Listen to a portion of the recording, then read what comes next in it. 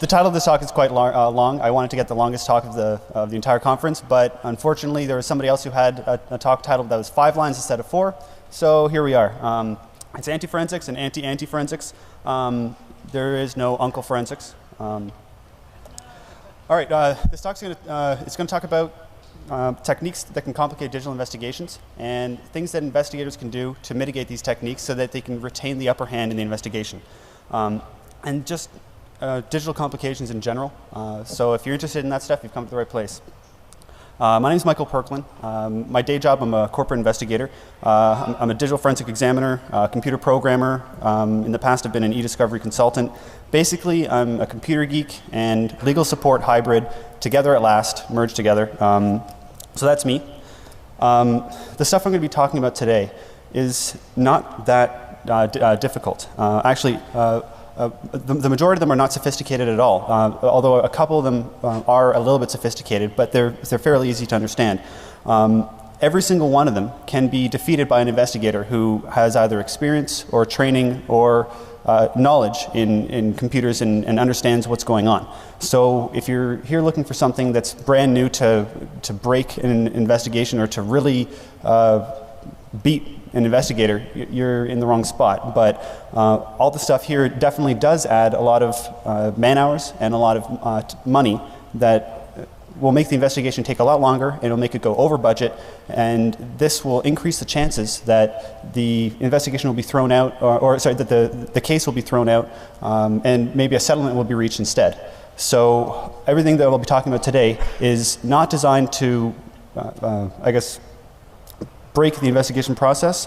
It's to lengthen the investigation process and to make it cost a lot more money.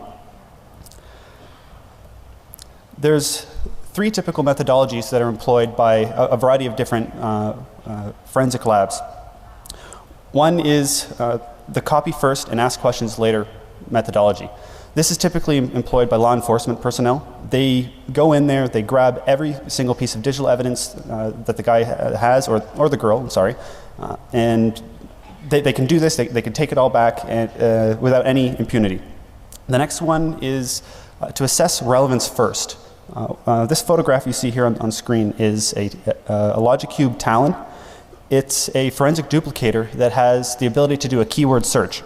So what some investigators will do, they'll draft a list of keywords that they know will appear somewhere in the files that they're looking for, and they'll search the entire hard drive for any of those keywords. If they're found, then that hard drive looks like it's relevant to the case, and at that point they'll start to acquire it. So instead of grabbing everything, they only grab the stuff where certain keywords appear. This could be used by any type of investigator, whether it's a law enforcement personnel, a private consultancy firm, or an enterprise firm. The third methodology is remote analysis of a live system. Basically, this is an administrator user who can connect over a network to another machine, scan the hard drive for certain things, for certain files, read the log files, and whenever they find something that's relevant, they'll copy it back. This is deployed in large organizations such as Intel or AT&T. If they have 10,000 or more employees, it's because it's a lot easier to go at it this way than it is to image every single computer in such a large organization. Private firms can also use this methodology as well if they have assistance from the firm that they're dealing with. In a lot of cases, a large firm, let's say Intel, may contract out a consultancy firm, a forensic consultancy firm, to come in and do all the imaging. They'll share the administrator passwords so that the investigators can still go in and grab all the stuff they need. Now, regardless of which type of forensic lab you're running in, whether it's law enforcement or it's a private consultancy firm or it's an enterprise firm, you're going to do essentially the same workflow. There are 6 stages that all forensic investigators run through. Number 1 is creating a working copy. This is either imaging the file or creating some kind of a forensic container that has digital hashes to preserve the evidence as it existed on the target system. Once it's preserved, you can process it for analysis. When you're processing, you're doing things like calculating MD5 hashes or SHA-1 hashes or SHA-256 hashes, And then you're also identifying the file types, making sure all the extensions on each of the files match the format of the file itself, and doing some other processing, getting it ready for your analysis. Next, you separate the wheat from the chaff. I came up with that term. It's essentially sifting through the data to narrow down what you need to look at when you start your analysis. Because you're not going to want to analyze every single file on the hard drive. You're going to only want to analyze the stuff that you think may be relevant to your case. Once you've got that stuff narrowed down, you can analyze it to see if it's relevant to your case at all. This can be done with a variety of tools that you're comfortable with as an investigator. Once you're finished your analysis, you then write a report on your findings. This report, if you're a private consultancy firm, you can write this report for your client. If you're an enterprise firm, you can write it for your boss. Or if you're law enforcement, you could write the report as an affidavit to go to court. Either way, you prepare some kind of report of your findings, of what you found.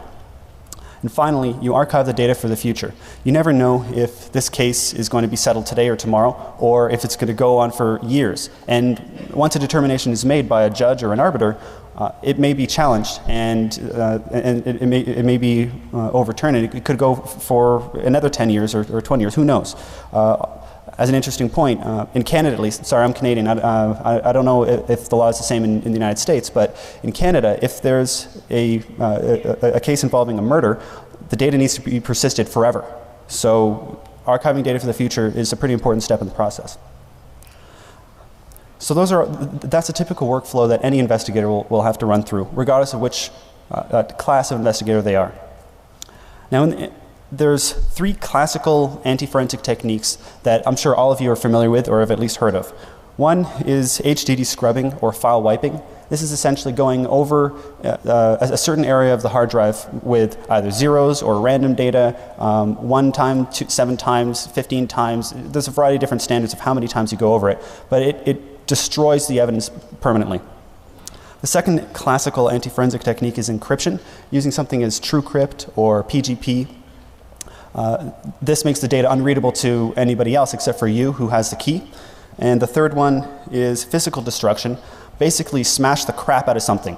Destroy a USB key, destroy a hard drive, make it so that nobody can read anything off that thing. Now, all 3 of these classical techniques I'm not going to be covering today. The reason is, in the case of HDD scrubbing or physical destruction, once the data is destroyed, as an investigator, you can't do anything about it.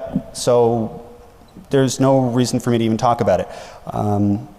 In the case of encryption, yes, you can still get the data back, but you can get it pretty easily either by coercing the target to give you the encryption key, or by getting a court order, maybe a subpoena or something like that, to compel him to disclose the key. There's ways you can get it. And of course there's brute force, but it doesn't necessarily work that well because it takes so much time. But still, with all 3 of these, 2 of them, you, as an investigator, you don't care about. And the third one, there's ways around it. Coercion is very effective, especially if you plan to either get them fired if they're an enterprise employee, or get them in jail, or you can dangle quite a lot of carrots in front of them to get them to divulge the key. So because of that, I'm not going to be talking about either of these 3. On each of the slides, you're going to see running tallies at the bottom. Excuse me. The total number of hours wasted by the investigator and the total cost for the investigation. I'm going to assume that the digital investigator is running at a rate of $300 an hour. That's a fairly average rate. Sure, there's investigators that are cheaper, and sure, there's definitely investigators that charge more per hour, but I'm going to adopt the rough average of about $300 an hour for the purposes of my calculations. The tallies are going to be green for running tallies, and for each individual technique that I'm going to show you, the tallies will be red, so you can see that this one technique cost this much, and the next slide, the green tallies will show you the overall cost. So without further ado, let's get started. The first stage of the process is creating a working copy. Now remember, this is where you copy the entire device, either by forensic imaging or by creating some kind of a forensic container of the logical files, or some other form of persisting the data for your analysis. The first technique is quite simple. Just own a lot of media. As a suspect, you can keep every single piece of digital media that you've ever had, every cell phone, every USB key, every burned CD and DVD, every hard drive, every laptop, anything that you've ever had. As a bonus, if you can use these frequently, then the investigator won't know if the data he's looking for is on this hard drive or that hard drive, because as far as he can tell, all of them have been used within the last few months. So he will have to look through everything, and this will add quite a lot of time and quite a lot of money to the investigation. I estimated about 8 hours. That's one work day's worth of work. It could actually be quite a lot more, depending on how many devices you have kept. So as a dead simple technique, keep absolutely everything. In order to mitigate this technique, there's two techniques you can use. Number one, you can parallelize the acquisition process. A lot of labs use forensic duplicators, like the Talon that I showed in an earlier slide.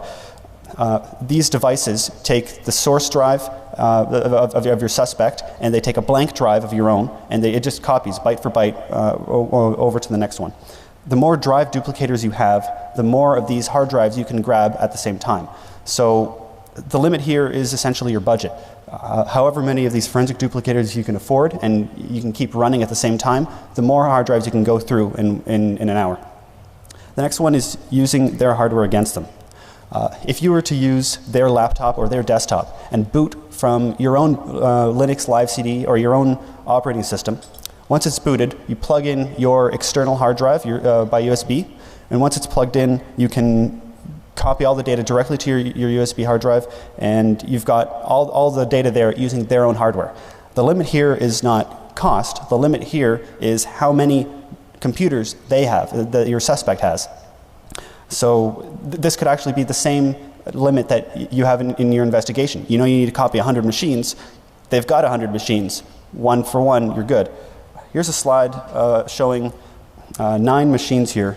Each of them has a USB hard drive attached. They're all booted with a Linux Live CD, and they're all copying to the USB hard drive.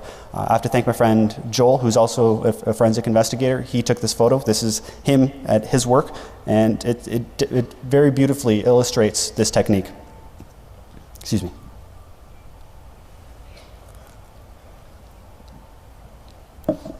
Priorities. Okay. The second technique is using non-standard RAID. For those of you who aren't necessarily techies, RAID is a way of taking 2 or more excuse me, 2 or more disks and spanning them together to hold more than one disk will hold. Now, a lot of these RAID controllers use common settings, such as block size, order, and things like that. If you use a controller that has different settings and different parameters, the investigator may not be able to combine the RAID array properly back at his lab. Also, a lot of controllers, when you update the firmware, it will include backwards compatibility for more standardized types of RAID. So simply don't update the BIOS of your RAID controller. By doing this, you'll only be running the controller with the stock stuff that the manufacturer put there, which only works the way that they wrote it for their first crack at it, and there will be no backwards compatibility. So, some more information, I guess, about these RAID parameters. One is the disk order. If you got 4 disks or 5 disks inside of a machine, which order were they put in? Also, was the stripe ordering set up as left synchronous or right synchronous? Or is it left asynchronous and right asynchronous? Are the blocks stored in big endian or little endian format? Also, what is the block size? If any of you saw the DEFCON 17 talk by Scott Moulton on using porn to fix RAID, it explains the problem beautifully. I really recommend you guys go to YouTube and look up Scott Moulton's DEFCON 17 talk. Actually, is Scott Moulton in the audience? Nice. A round of applause. That was one of the best talks that I've ever seen at DEFCON. It explained things so well. And kudos. I've used that presentation in my investigations, and I know that some of my forensic friends have used it as well, and it really helped cut through the chaff to recombine things. Now, in order to mitigate it, The problem is recombining the RAID. Which way did they stripe it? Which type did they stripe it? So an easy way to mitigate it is to simply de-RAID the volume on their own hardware. Again, you're using the suspect's hardware for your own purposes. If you use a boot disk on their server to boot it up, this is software that you control, you can use their RAID controller, which has all the parameters to read their RAID array properly, and you can then copy everything to an external USB hard drive, or you can even slap in your own 2 terabyte or 4 terabyte SATA drive right into the server and dump things directly to it. You don't have to worry about recombining the RAID because their hardware is doing it for you. I estimated, I don't remember how many hours it was for this technique. I should probably drink for that, sorry. But I do know that the running total is about 16 hours, and we're at about $4,800 so far added to the investigation, with really not doing much. The second stage of the workflow is processing data for analysis. Now again, this is where you take hashes. This is where you do file signature analysis to see if the extension matches the file format, and other processes similar to this. This here, now I realize it probably isn't showing that well to the audience, but this is the internals of a JPEG file. I've highlighted the first 4 bytes of the JPEG file. The byte values are FF, D8, FF, E0. It looks like Yoya, but that's not a Y or an O or a Y or an A. It's a different ASCII character. But these 4 characters denote a JPEG file. Whenever a picture viewer tries to open a file, it'll make sure that these 4 bytes are there so it knows you are trying to open up a JPEG file. So file signature analysis relies on these header bytes to figure out, is this actually a JPEG, or is this an executable file, or is this a zip file, or is this a PDF file, or any other file format. So the third anti-forensic technique is, again, pretty simple. We'll get to the tougher ones later. File signature masking. Basically, you hollow out the middle of the file, put whatever data you want in there. Maybe it's an encrypted drive of your own, or it's a simple text file. And whenever the file processor goes over that file, it'll read the first few bytes, it'll see, oh, this is a JPEG file, and it'll classify it as a JPEG file without realizing that embedded inside it, you've got a bunch of text. There's a tool in the Metasploit anti-forensic framework, the Mafia framework, called Transmogrify. This does this for you. You can point Transmogrify at a file that you've created, and it'll modify the headers of it so that it looks like any file type that you want. Excuse me. Here's an example of that. This is a standard Notepad window. You can see the first 2 characters in Notepad are a capital M and a capital Z. Those 2 characters, MZ, are the file header for executable files, exe files. So the text that's written in that window is in the file, but it's recognized by a lot of these forensic tools as an executable. Here's a slide shot of Encase doing just that. I don't know how well it's showing up for you guys, but the red arrow shows that after file signature analysis, Encase has identified this text file as an executable, even though it's clearly not an executable because I just wrote this in Notepad. So it's damn easy to make one file look like another. In order to mitigate this, there's a couple things you can do. One of them is using fuzzy hashing. Fuzzy hashing is similar to doing a cryptographic hash, but it's a little bit looser.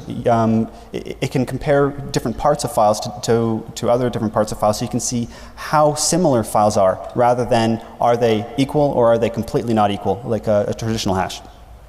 So the chances are, if your attacker has used this technique, they have copied another file from their file system somewhere else, and they've modified that copy, they've hollowed out the center of it to put their stuff inside. That means that the header and the footer and a lot of parts of the file will match the original file that they copied. A simple question you can ask is, why does this file have a 90% match with notepad.exe or some other file? Another way you can mitigate this is by analyzing all the recent entries in common applications. Excuse me again. I've enjoyed DEFCON a lot, so excuse my coughing. If let's say WordPad, if WordPad was used to open up a DLL file, Well, that doesn't make sense. WordPad opens up RTFs and TXTs and docs, so why is the recent list showing a DLL file as being recently opened? These types of questions would help lead the investigator to zero in on some of these files to analyze them in more depth. All right, so that's 2 steps of the workflow. We've got 4 to go. We're now on the 3rd, separating wheat from the chaff. Again, this is the process where the data is whittled down to a sizable volume so that the investigator can only look at a couple of things. He's not going to look at everything. Some techniques involve date filtering, all files created on this within this date range, or maybe it's by custodian, all files created by this user ID. There's a variety of other techniques. One of them is using the NSRL, or the National Software Reference Library. This is a library of hashes that's published by the National Institute of Standards and Technology, or NIST.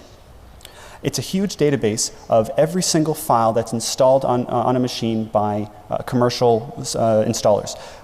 Every file in Microsoft Word, every exe file, every DLL file, every help file, every text file, everything is hashed, and these values are stored in this database so that investigators can use this to see, is this something that's very common, that's installed by millions of people around the world, or is this something that a user has created on their own?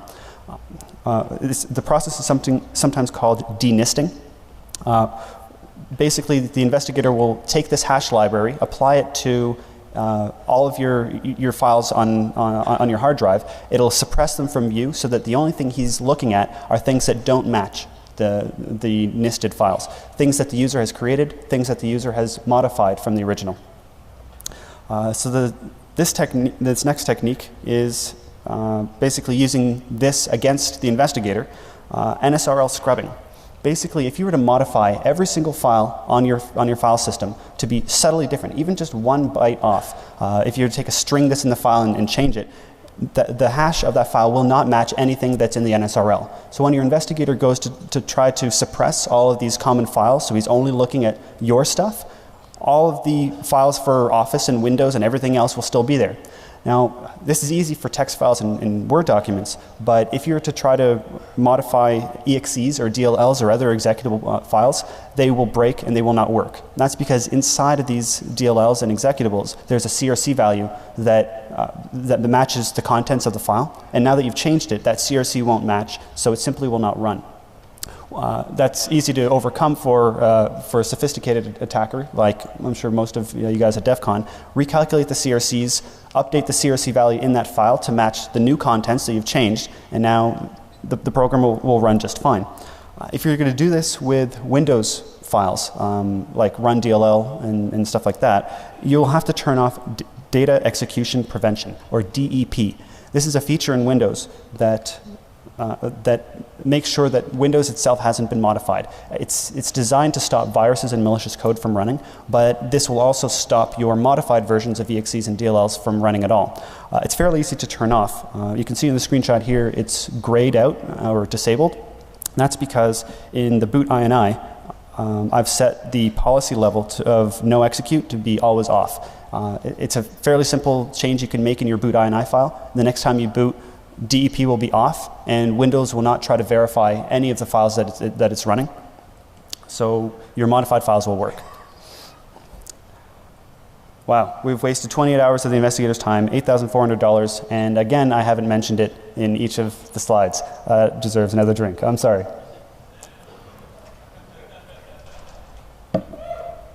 I keep ignoring the green text.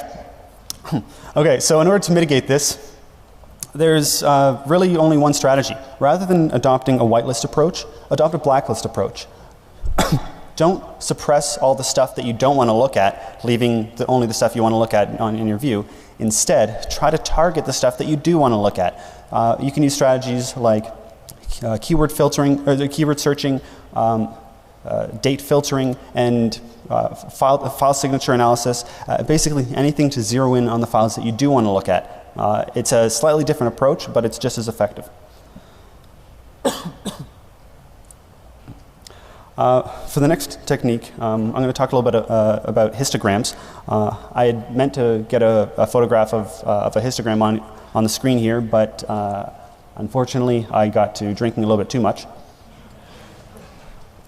A histogram, I'm sorry? How is that unfortunate? I guess. It was fortunate for me. It may be a little bit unfortunate for you guys, but if any of you remember grade 9 or grade 10, or I guess for you Americans, 9th grade or 10th grade, you'll remember a histogram, and it's basically a bar graph showing how many occurrences of something in that date range have occurred. You'll see something like September 1st is a very short bar, September 2nd, very tall bar because there's 10 things that occurred on that day. Then September 3rd will be another short bar because only 2 things occurred on that day. It's a bar graph by day or by month or by some kind of date range that allows you to see which specific days or which specific time spans have had a lot of stuff happening. This is useful when reviewing VPN logs, how many times the user has logged in. If you see a big spike on a certain day, you know you should zero in on that day. Firewall alerts, or even file created times. How many files were created on this day? That could be indicative that an entire folder of 1,000 files have been copied on a specific day because they were created. The next technique is, again, a little bit old hat. I promise we're going to get to some of the more technical ones later on. But scrambling mace times. Mace time, CE, so that stands for modified, accessed, created, and entry modified.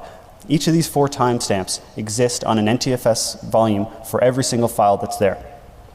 And if you use a tool like Timestomp, this is another tool in the Metasploit anti-forensic framework, the Mafia framework. It will allow you to set the time value on any file for any of these four values. You can scrub your entire hard drive of every single file time by modifying every single modified, created, accessed, and entry date so that the histogram will not show anything. The histogram will be essentially uniform because all files will have randomized values. In order to, two other things you can add on to this. One of them is to also randomize the BIOS time. If you have a system service or a daemon running in the background, it can set the BIOS time every 10 minutes, every half an hour, or every random interval so that the current time of the system is completely different than the real time. And also you can disable the last access update in the Windows registry. This will prevent Windows from recording the time that the file was accessed whenever you open it or whenever you read it. You can disable the last access time in 2 ways. One of them is a registry hack. If you go to this key and you set the value of NTFS disable last access update to 1, that will prevent Windows from modifying these access times. And if you the other way is if you open the command prompt as an administrator and you run this command, fsutil behavior set disable last access 1. This does the exact same thing. Windows will no longer record the last time that you opened the file or the last time you touched it in the Explorer. To mitigate against an attacker that's doing this, wow, hold on. This will take 16 hours of an investigator's time because he'll need to figure out what's going on, and this will cost $4,800. Nice, I remembered it. To mitigate this, you can, first of all, you should ignore all the times that you see there. You know that they're all scrambled by the attacker, so you know you shouldn't read into them. Instead, look for log files where time values are stored as strings or as text. These log files are written sequentially. Every time an event occurs, a log entry is put in with the current date of the system. This will allow you to see a set of times that are roughly similar. And if you have this, if the attacker has this system service running, constantly changing the BIOS time, a sequential log will show which time values came before which. This slide here explains it in a little bit more detail. You can see that in the first block of timestamps, it's a year of 2026. In the second block, it's different. In the third block, it's different still. You can now infer that all the values of 2026 have occurred sequentially. And right after that, the BIOS time was changed to 1983. Excuse me. And after that, it's changed again. So now that you know which block of time comes before and after which other block of time, you can use these time values that you've learned from the sequential log file to scan for other files on the system that have similar dates. It'll show you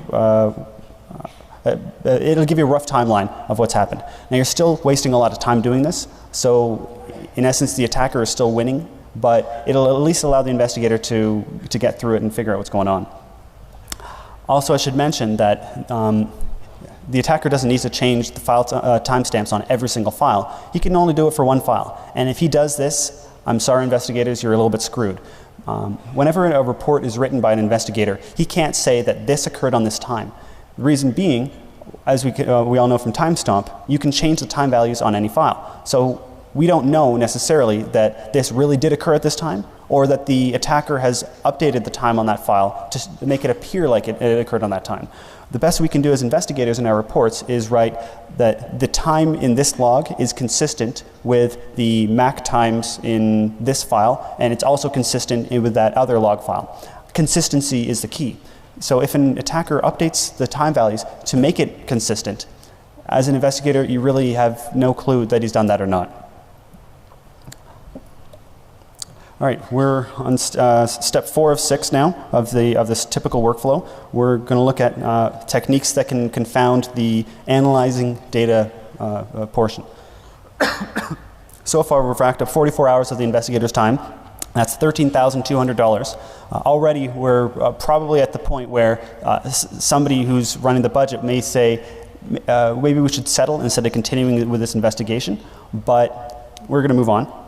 Now, confounding the file analysis, when you're doing data analysis, sure there's a lot of forensic suites like NCase or FTK that allow you to see inside the tool what the file is like, but that doesn't show you the whole story. A lot of times you'll need to export the file from these tools to your own analysis machine and run it with the native application. Open up the doc file in Word itself, or open up the PDF file in Acrobat itself. Now, when you do this, there can be some problems. Sure, there's viruses and things like that, but putting those obvious ones aside, one of them is restricted file names. A lot of people don't know this, but Windows 7 still has a lot of holdovers from the old DOS days. File names like con, prn, com1, com2, lpt1. I'm sure the older members of the audience will remember these as system devices for printers and modems and other things. If you attempt to name a file with one of these restricted file names, Windows will bark at you and say, no, can't do that. Now, you can still hack the file system to have one of these files named with one of these names. And if you do that, if you try to read the file, Windows again will bark at you, no, you can't do that. It'll give you error messages because it's instead trying to access a system device rather than that file itself. So as a suspect, use these file names in anywhere that you can. Now, I estimate that this is only going to take about 1 hour of the investigator's time, because as he realizes, oh, well, it's probably just the file name, he could change it or export it with a different name. It's really not going to cause too much problems for the investigator, but it will still hinder him a little bit. In order to create some of these restricted file names on an NTFS volume, there's 3 techniques you can use. One is to access it using UNC paths. If you go to / your computer name /C$ to access your C drive, you can navigate down to the folder and rename the file there. Windows will let you do this. Another way is to do it programmatically if you're a programmer. In the kernel 32 lib, there's a function called move file. This allows you to move the file programmatically rather than relying on Windows itself. And the third way is to basically boot it off of Linux. As long as your Linux distribution has support for NTFS, you'll be able to rename the file no problem, and now you've got a file with one of these restricted names. To mitigate against this, as an investigator, never use their file names.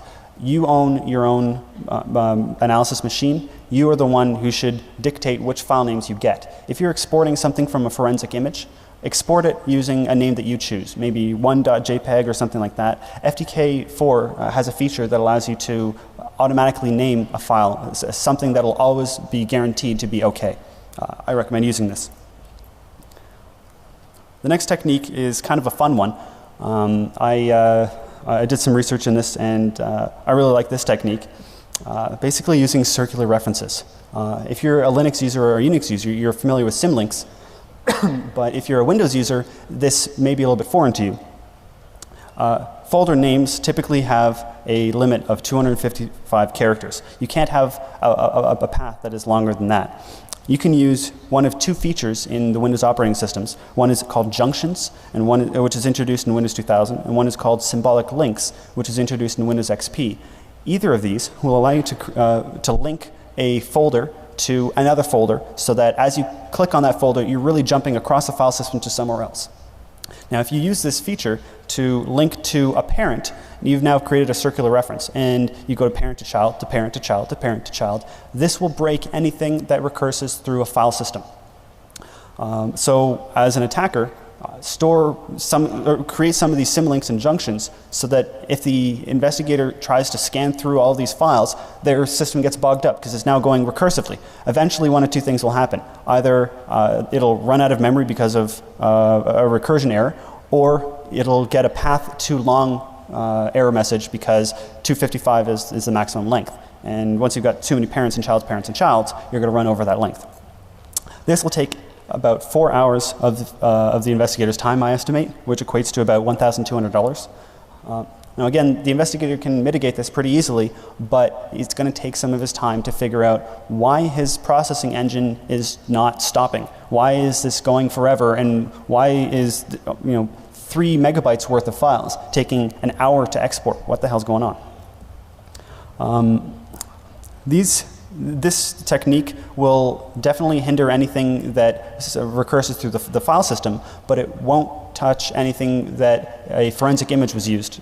If you create a forensic image of the drive and you're analyzing it in NCase or FTK, these will recognize that it's a symlink. They won't bat an eye, and there's no problem for the investigator at all. This means that in enterprise areas, if an administrator connects to a machine remotely and is scanning for a specific file name or searching through the files, live access to the system will definitely be hindered by this. But again, forensic images won't. So to mitigate this is fairly simple. Always work from an image and be mindful of this attack. Simply knowing that it's possible to create these circular references, when you run into something that's taking a lot longer than it really should, you'll be able to recognize it fairly easily. Next technique is breaking log files. As I mentioned earlier, investigators process logs to figure out timelines and for a variety of other reasons. If you use weird ASCII characters in these logs, you can sometimes break the parser depending on the program that's being used to analyze these logs. Another thing you can do is to add delimiters within the text messages of the error messages. If you can customize some of these event messages, you can add commas, you can add quotes, you can add pipes, and parsing will be very difficult. If the parser is trying to parse each record by a comma, it won't work, or any of these other delimiters.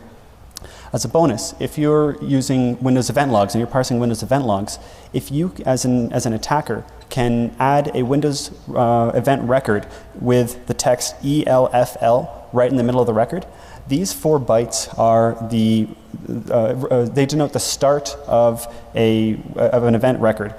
Whenever a parser goes through each of the records, it will look for these 4 bytes and it knows, okay, this is the beginning of a record. If you start throwing these start record bytes right in the middle of a record, you could break some parsers into thinking that a new record has started when it's not even done parsing the first record. I estimate this will take about 6 hours of the investigator's time, or $1,800. To mitigate against this, ask yourself, do you even need that log? Maybe you can figure out a way to prove your case without this log file. If you do need the log, do you need the whole log, or do you only need a couple of records? If you could zero in with manual analysis of the log file and copy paste just the few records that you need, you don't need to worry about parsing it programmatically at all. Excuse me.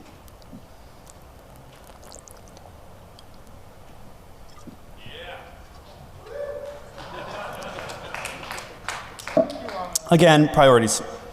Okay. At worst, the investigator will need to write a quick script or a quick program to go through everything and account for all the weird characters that the attacker has thrown in. But there, the attacker is still winning. The next one, the next technique I didn't necessarily want to throw in, but I realized, you know what? Every time I've run into this thing, it has caused so much problems. It has added so much time to the investigation This technique is dead simple. If you are writing email, use Lotus Notes.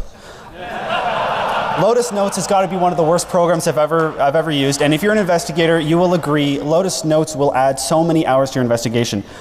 They use NSF files instead of PST files, and these NSF files can be encrypted with an ID file that has the user's ID and a encryption key in it that's locked with a password. It's such a convoluted system. Sure, it may be a little bit more secure than PSTs, but you're going to add hours to your investigation. There are a lot of tools that can convert an NSF into a PST and convert every one of the emails inside, but every one of these has their problems. The main reason is all these tools are, or the majority of these tools I should say, are built on IBM's own Lotus Notes API. Lotus Notes' API, sure, it works, but it's kind of convoluted. These third-party developers, when they're trying to use this API, they don't necessarily do it properly. This password dialog that you see here comes up every time you try to open up an NSF that's encrypted. It always comes up in the interactive context, so that the e-discovery operator or the investigator needs to type in the password manually for every single access of this NSF. It is quite a pain in the ass. I like the title of this slide, Mitigating Lotus Notes. Train yourself on Lotus Notes itself. Don't try to convert it to something else. Just use Lotus Notes as it is. It has a search feature, so you can find the specific emails you're looking for. And when you find it, print it to PDF, attach it to your report. You don't need to worry about any conversion. You'll save so much time by using Lotus Notes itself rather than trying to convert it into something else. I don't know why investigators don't do this to begin with. 2 more stages and then we're done. Reporting on your findings. I didn't think that there were any hacks that you could do on writing a report, but then I realized, well, there sort of is, and that is hash collisions. When an investigator writes a report and he puts a file that is notable, he'll put down the hash value of that file. Well, if you have a good file and a bad file, which both calculate out to the same hash value, it could confound some of the lesser known, some of the less technical people that are reading the report. Also, if you're searching by a hash value, you're not only going to find the files that you're looking for, you're going to find other files that you weren't looking for who happen to have the same hash value. This will probably add about 2 hours to the investigation. Now, this will only really be useful in a select few cases. Let's say an employee took data from company A as he quit his job, and he took it to company B, and he put it on their file server. An investigator may search for those files by the hash value on company B's file server, and if he finds them, well, hey, there they are, I got them. But if there's other files that also come up in that search, he'll have to include them in his report, or he'll have to omit them. Either way, the defense can say, well, why did you not include them in your report? Or if you did include them, why are 2 files hashing to the same value? I thought you said it was a unique fingerprint. You'll have to explain to a judge or to an arbiter or to some non-technical lawyer what a hash value is, what a hash collision is, and all the technical stuff around that. And this confusion in a non-technical person may add just the right amount of reasonable doubt so that they acquit or that they let the guy off scot-free. So hash collisions really do work. Now, a lot of work has been done on this already. Mark Stevens wrote his thesis on this in 2008, which sort of kick-started the whole MD5 is broken thing. I recommend you do a Google search if you're interested in creating files that have similar hashes, because there are definitely tools out there that can do this. To mitigate this is, again, fairly simple. Don't use a broken hash algorithm. It's been broken since 2008, people. There's no need to use one of these broken algorithms. Use SHA-256 or Whirlpool or something else that doesn't have any known collisions. Also, double check your work. If you found something by hash, open it up. Don't just include it in your report, because boy, would your face be red if you included it in a file that wasn't actually the file you're looking for. And the final technique in this talk is using a dummy hard drive. A dummy hard drive is essentially a hard drive that's not used by the operator of the machine. If an attacker has a hard drive that's in the machine, but he doesn't use it, and he instead boots off of a USB key, he can use the machine without touching that hard drive. He can also mimic regular usage of that hard drive by making writes to the hard drive from a daemon or a system service. This daemon or system service can retrieve news articles. It can sync email with an account that is guaranteed to have legitimate email. Basically, mimic regular usage of the hard drive. As an investigator, when you pop the hard drive out of the machine and you start analyzing it, oh yeah, look, it was used recently. This is Buddy Guy's hard drive. I got his machine, and you'll be clueless to the fact that all the real data is stored either on that USB key or stored in the cloud somewhere or on some remote server where he was accessing everything remotely. To mitigate this, again, is fairly simple. Always look for USB keys. They can be super small these days. Check the back of the machine in all the USB ports. Also check the motherboard. There are risers on the motherboard where you can plug in a USB port that goes to the front of your case. So what if the guy took those 4 pins on this USB key that you see here on the screen and he soldered them right onto the motherboard, so there's a small little chip on the motherboard. To an untrained investigator, he'll have no idea that there's a whole other device right there. If you're booting from a Linux Live CD, you may see the device come up in the device listing, but if you just pop the hard drive out to plug into his forensic duplicator, he'll have no idea that there's a whole other device there. Also, to detect network traffic, use Wireshark or something to see which IP addresses that machine is talking to. That may disclose the location of his remote server or the cloud that he's storing all of his real data on. Now for the final stage of the workflow, archiving the data for the future. I mentioned earlier that investigators always keep the data that they've worked with just in case the case comes back, maybe somebody's challenging the results of the original decision, things like that. You'll need to keep the data for sure. This technique is the same as the first technique, data saturation. The more data that the investigator needs to keep, the more money he'll need to spend. I estimate that this is going to cost about $20 per month per hard drive. So if you've got 5 hard drives worth of data, that's a hell of a lot of money. I'm too drunk to even calculate that right now. So we've come full circle. Keep as much data as you can, and you'll make the cost go up. We've taken up roughly 63 hours. I didn't update that slide. That deserves a drink. We've taken up 63 hours of an investigator's time. That's more than 8 work days without overtime. Now sure, maybe they'll do overtime, but now you're paying time and a half, and you're costing even more money on the investigation. All of this extra time wasn't spent analyzing the data or looking at the stuff to see did the guy do it or not. All this time was spent on menial tasks. Things like copying files, trying to image drives, and reading email. Like these things should not take a lot of time. The investigator still has to do all of his regular work. This will increase the likelihood that the opposing counsel will decide to settle or to just call, or your client will say, you know what, forget the investigation. Let's not investigate anymore because this is costing a hell of a lot more than we budgeted for this, so just stop it right now. And that's my talk. If you have run into these problems or any problems in your investigations, I would love to hear from you in the Q&A room. I'll be in the track 1 room. How did you deal with it? I would love to hear about it. Or if you have any questions about investigations in general, I'll be there as long as people are there. And thanks for letting me speak. The slides on your CD are really outdated. I submitted them maybe 3 weeks ago, and I've updated this talk a lot since then. So go to this website. I'll be uploading it later today. If you try to go to it now, it won't be there. But perklin.ca, that's my name, /DEFCON20/Perklin_antiforensics. Copy this down. It'll be up for the next few minutes. You can get the updated slides there. Thank you.